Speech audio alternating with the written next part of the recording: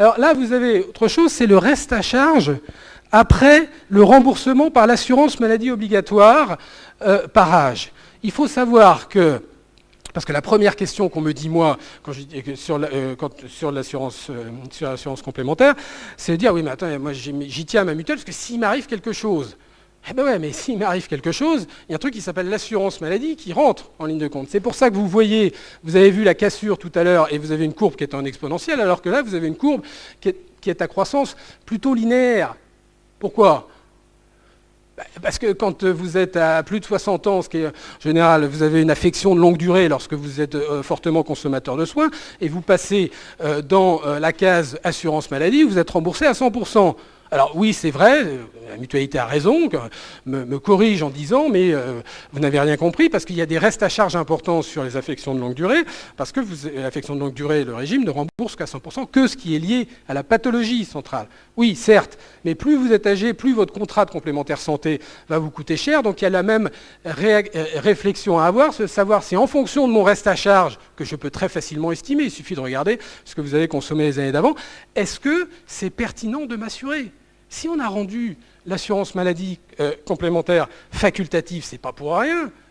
Bon, c'est qu'évidemment qu'il y a des millions de Français qui n'ont pas besoin de s'assurer. Quand vous avez 370 €, c'est le reste à charge moyen.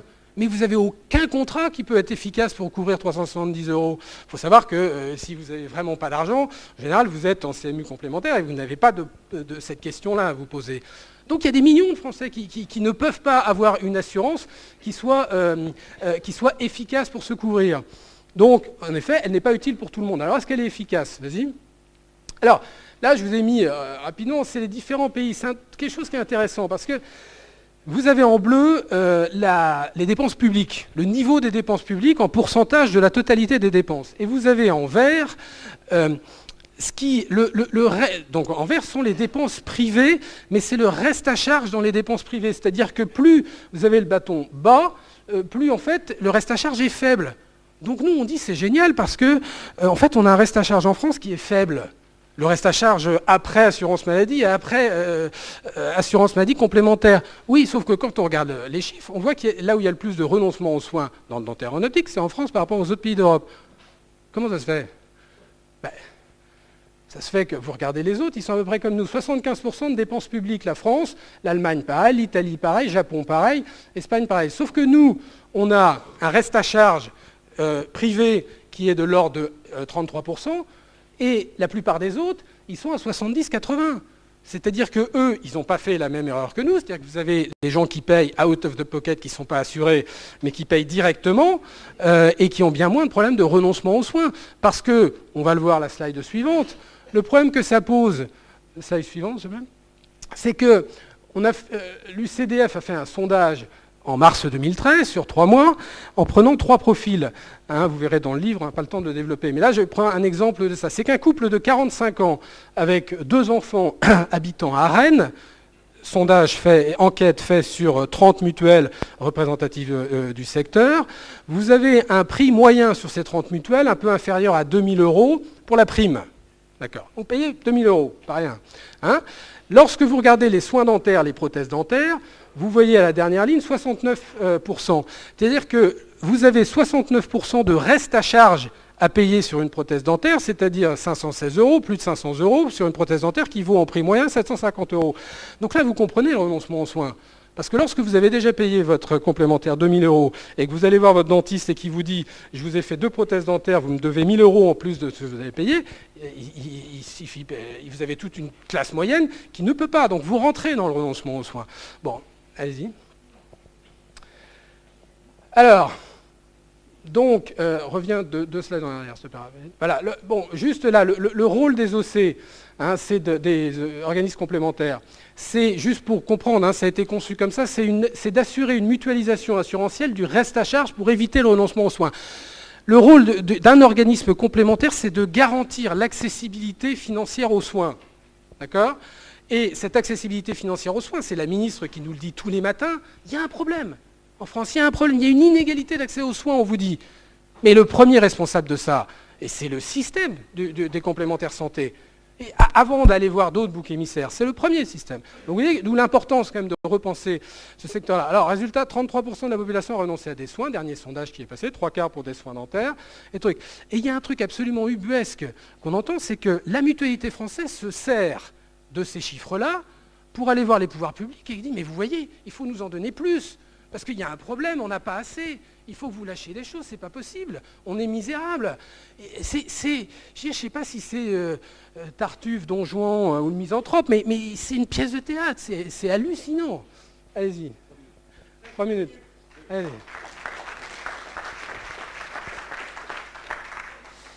Alors, bon, marché de l'offre d'une grande opacité, oui, bon, enfin, vous le savez, les tableaux de garantie, il n'y a pas un Français qui peut lire les tableaux de garantie qui sont en plus trompeurs, puisque les assurances les complémentaires s'approprient le remboursement des assurances maladie. Vous savez qu'un 100% en consultation, c'est en fait un 30%, puisque 70% sont remboursés par l'assurance maladie. Et un 100% en optique, un autre phénomène trompeur, c'est qu'en fait c'est égal à un prix moyen d'une lunette, c'est 200 euros. Lorsqu'on vous présente un tableau de garantie 100% en optique, c'est un remboursement de 3 euros, c'est-à-dire 1,5 point du prix des lunettes. Bon, vous imaginez bien que le Français qui voit ça et qui se dit « Putain, 100%, je suis remboursé, je suis vachement bien remboursé ». Puis alors quand on lui présente 400% dans les lunettes, alors là il se dit « Là j'ai la poule aux œufs d'or ». Sauf qu'en fait il a 12 euros le pauvre vieux. Bon, voilà, mais c'est ça. Non mais on est en 2013 et c'est ça. 95% des contrats sont là-dessus. Bon. Alors, raison possible, une augmentation des primes. Ah, t'as changé déjà. Bon. Alors, il faut que je fasse vite. Bon, augmentation des primes, vas-y, passe, parce que... Alors, juste ça, c'est quelque chose d'important, parce que on n'aura pas le temps de voir comment est-ce qu'il faut changer, mais en gros, vous avez 3 blocs dans le reste à charge, après l'assurance maladie. Vous avez le bloc qu'on appelle des copaiements, c'est-à-dire les tickets modérateurs, 22 milliards d'euros. D'accord ? Vous avez ensuite ce qu'on peut appeler les soins non essentiels à la santé, la chambre particulière, excuse-moi, la mine, mais c'est important pour le confort, mais je considère que ça va passer après le soin en lui-même, les médicaments, un intérêt thérapeutique faible, la médecine complémentaire, 14 milliards, et puis vous avez ce pourquoi les complémentaires santé ont été faites, c'est pour rembourser le reste à charge des soins essentiels à la santé. Ce qu'on appelle les compléments d'honoraires des médecins et des dentistes, c'est 7 milliards d'euros, dont 2,5 milliards des médecins. Et bien là, vous avez le classement, un peu par ordre préférentiel, de ce que privilégient les complémentaires santé, pas pour une raison de cynisme ou parce qu'ils ne vous aiment pas, c'est pour une raison purement financière, parce que c'est génial de rembourser les tickets modérateurs, c'est parfaitement prévisible, c'est calé, c'est truc. Bon. Donc, ce qui est assez extraordinaire, c'est qu'elles sont en train de sortir. Alors déjà qu'elles le font mal auprès des dentistes et même auprès des médecins, parce qu'on parle beaucoup des compléments d'honneur, mais elles remboursent aujourd'hui que 800 millions d'euros sur les 2,5 milliards. Mais elles sont en train, avec la complicité des pouvoirs publics, CF, PLFSS 2014, où je plafonne le remboursement, elles sont en train de sortir du remboursement des complémentaires santé. À quoi est-ce qu'elles vont servir ? Ah, plus rien. Plus rien. Bien. Alors, complémentaires santé sont-elles équitables ? Bon, dernière chose, est-ce que c'est équitable ? Il n'y a pas plus inéquitable que le marché des complémentaires santé. Vous avez une iniquité très forte entre les contrats individuels et les contrats collectifs. Dans les contrats collectifs, vous avez une iniquité très forte entre la petite entreprise et la grande entreprise. C'est extraordinaire, l'ANI, c'est une généralisation par le bas. C'est-à-dire qu'on va forcer les salariés qui pouvaient avoir un contrat correct à côté à souscrire à un contrat de mauvaise qualité parce qu'ils vont être dans des petites boîtes. Et donc, plus vous êtes élevé dans la hiérarchie de l'entreprise, meilleur vous avez votre contrat. Et puis, si vous êtes en contrat individuel, retraité et autres, vous allez avoir un contrat qui est 2 fois plus cher et de qualité 2 fois moins bonne. Bon, donc, encore une fois, c'est le système que je dénonce là. On ne peut pas dire que ce système a le début du commencement d'une quelconque équité. Donc, vous voyez que le généraliser, ce système pour dire « je vais améliorer l'accès aux soins et je vais le rendre plus équitable », c'est une tartufferie. Bon. Alors, que faire bon.